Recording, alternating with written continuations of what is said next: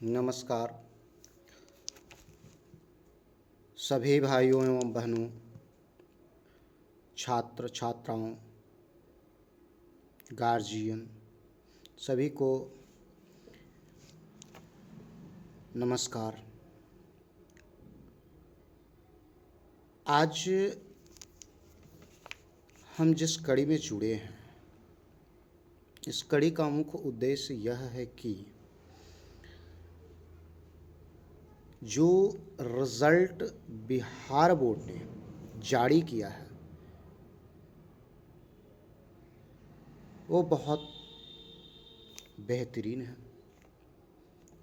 बिहार विद्यालय परीक्षा समिति के दृष्टिकोण से, साथ ही साथ बच्चों के दृष्टिकोण से बहुत जल्द बिहार विद्यालय परीक्षा समिति ने एग्ज़ाम के रिज़ल्ट का अनाउंस कर दिया। ये बहुत ही अच्छी बात है, लेकिन एक चिंतनीय विषय यह है कि आप सभी विद्यार्थियों को मैं बता दूं कि साइंस, आर्ट्स, कॉमर्स 3 हिस्से थे आईएससी के लिए, 12th क्लास के लिए, जिनमें लगभग एप्रॉक्स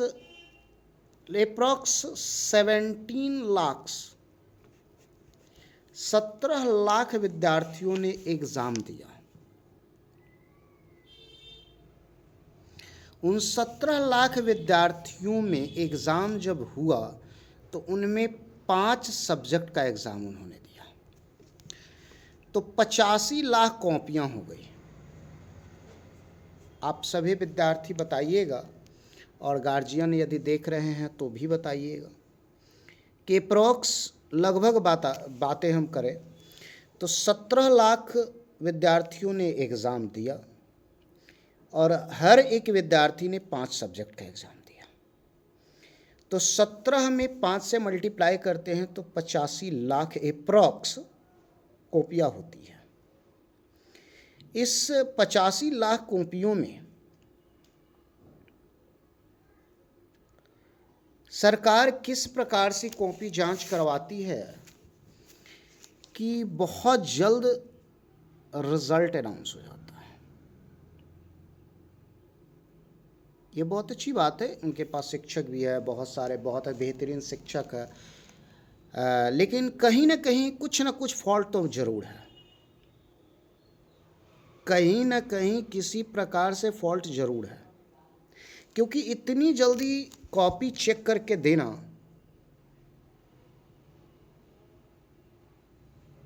ये चिंता का विषय बना हुआ है। क्या सरकार, क्या बिहार बोर्ड ये नहीं चाहती है कि बच्चे बहुत अच्छे कर पाए? बहुत जो पढ़ने में कमज़ोर है, एवरेज है, उनका मार्क्स हाई आता है, और जो पढ़ने में अच्छे क्वालिटी के हैं उनका स्कोर लो हो जाता है। ऐसा क्यों? क्या कारण है? कुछ तो कारण होंगे। ऐसी ही एक घटना हम आपको बता रहे हैं जो काफ़ी असंतोषजनक है। एक घटना है भोजपुर के आरा जिला के। एसबी हाई स्कूल की छात्रा थी, जो अभी बच्ची आकर के कुछ बातें भी उन्होंने शेयर की है, जिसका नाम है गुड़िया कुमारी। पिताजी का नाम सुनील कुमार गौड़ है। रोल नंबर है 13050। रोल कोड था, रोल नंबर है 26030008। इसका वेरिफिकेशन में कॉल आता है, और जब कॉल आती है तो वो बच्ची प्रॉपर तरीके से कॉल अटेंड करती है। तो पहले दिन थोड़ी दिक्कतें होती है, तो अगले दिन फिर नेक्स्ट जाती है। जब वो जाती है तो उसका जो कॉपी मिलता है, उस कॉपी के थ्योरी में 33 मार्क्स वो खुद देख करके आती है कि 33 मार्क्स हमारे थ्योरी में हैं और ऑब्जेक्टिव में 35 मार्क्स हैं, तो कुल मिलाकर के 68 मार्क्स होते हैं। ठीक है, 33 और 35, 68 मार्क्स होता है। लेकिन जब रिजल्ट अनाउंस होता है तो उसका ओवरऑल मार्क्स आता है 450 और ज्योग्राफी में मार्क्स आता है 50। ये सोचने की विषय है। और बहुत सारे विद्यार्थी होंगे जिनका 450 प्लस रिजल्ट होंगे, उनके पास कोई भी वेरिफिकेशन के लिए कॉल नहीं आता है, और इस बच्ची के पास वेरिफिकेशन के लिए कॉल आता है। ये सोचनीय विषय है। तो आप लोग राय दीजिए, क्या यह बिहार विद्यालय परीक्षा समिति अच्छा कार्य कर रही है? हमारे सोच और हमारी, जहाँ तक सोच की बात है, हमारी गुणवत्ता की अगर बात की जाए शिक्षकों की, तो हमारे यहाँ शिक्षक बहुत वेल एजुकेटेड है।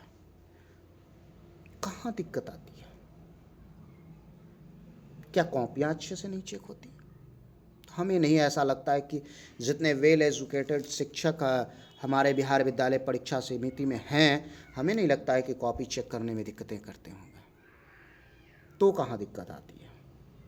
तब हमारे पास एक सेंस काम करता है कि ना तो ऊपर वाले कोई गलत काम कर सकते, ना तो सबसे निचले पायदान जो कि शिक्षक जो है वह कॉपी चेक करने में गलतियां करते हैं। तो दिक्कत कहाँ आती है? दिक्कत आती है बिचौलियों के पास। जब नंबर सिस्टम पर चढ़ाए जाते हैं, जब नंबर कहीं से ब्लैंकिंग होती है, वहाँ पर दिक्कतें आती हैं। हमारी जहाँ तक सोच नज़र आती है। तो जो वीडियो अगर देखते हैं बच्चों, तो कृपया इसे शेयर ज़रूर करिएगा। जो शिक्षकगण हैं उन लोगों को भी चाहिए कि बड़े बड़े जो शिक्षक अभी हैं, उन शिक्षकों से मेरा अनुरोध यही है कि बिहार की एजुकेशन सिस्टम को सुधारना बहुत अति आवश्यक है। तो आप इस शिक्षा पर भी आप लोग दो टुक बात करें, क्योंकि इतनी ततलफ्जी नहीं है। देखिए, टॉपर आप 2 विद्यार्थियों को टॉप कर देते हैं, सोचनीय विषय है कि भाई जब 17-18 लाख अगर विद्यार्थी एग्ज़ाम में देते हैं और मात्र 26 को टॉप करते हैं, ये तो सोचनीय विषय है ना। और उन 26 के लिए इतनी तामझाम करते हैं, ये भी सोचनीय विषय है। तो मैं चाहूँगा कि सभी जितने भी बड़े बड़े शिक्षक हैं, उन सभी शिक्षकों से मेरा अनुरोध है, हाथ जोड़कर विनती है कि इस पर भी कुछ संज्ञान लिया जाए और मिलकर इस पर सामना किया जाए, इस पर बातें हों, ताकि बिहार विद्यालय परीक्षा समिति के जो चेयरमैन हैं, जो शिक्षा मंत्री हैं, वो गलतियां नहीं करते। ना तो शिक्षक गलती कर रहे हैं, तो कहीं ना कहीं तो गलती हो रही है। अब ये सोचने वाले विषय है। हमारे यहाँ कुछ बच्चे पढ़ते थे, उनका भी रिज़ल्ट हमने बहुत अच्छा देखा है। तो उसमें कुछ ऐसे भी बच्चे हमने देखे हैं जो पास होने के कगार पे नहीं थे और उनका रिज़ल्ट बहुत बेहतर है। तो मैं कैसे मानूं कि वो रिज़ल्ट बहुत बढ़िया सरकार देती है? तो या तो हम जो कहते हैं ना कि कदाचार मुक्त एग्ज़ाम हो रही है, तो हमें नहीं लगता है कि कदाचार मुक्त एग्ज़ाम हो रही है। बाहर से कदाचार मुक्त है, लेकिन अंदर से चल रही है भाई, तभी तो बच्चे लिख पा रहे हैं, तभी तो बच्चे अच्छे कर पा रहे हैं, तभी तो कॉपियाँ लिख करके दे रहे हैं। हमें तो लगता है ऐसा कुछ है। तो पहले ही सिस्टम बहुत ख़राब चल रही है। जो पढ़ने वाले विद्यार्थी, देखिए मुजफ्फरपुर में एक घटना घटी, पढ़ने में बेचारी अच्छी थी और उसके नंबर कम आ गए, और जो पढ़ने में कमज़ोर थे उनके ज़्यादा आ गए। अब बेचारी फांसी लगा ली। जब एक हादसा किसी लाइब्रेरी में होती है या किसी प्राइवेट संस्थाओं में होती है, तो सरकार इतनी एक्टिव हो जाती है, इतने मोड क्राफ्ट करती है कि प्राइवेट शिक्षकों को जीना मुहाल कर देती है। तो आप बताइए कि वो आज जो बच्ची वो मरी मुजफ्फरपुर में, उसकी क्या, कौन जिम्मेदार है, इसका जिम्मेदारी कौन लेगा? कहीं ना कहीं तो कुछ ना कुछ तो गड़बड़ है, जिसके कारण से इस प्रकार के हरकत हो रहे हैं। तो कृपया, अगर आप लोगों को ये चीज़ें नहीं समझ में आ रहे हैं ना भाई, तो हम लोगों की ये प्रॉब्लम है। सबसे पहले ये प्रॉब्लम दूर होनी चाहिए।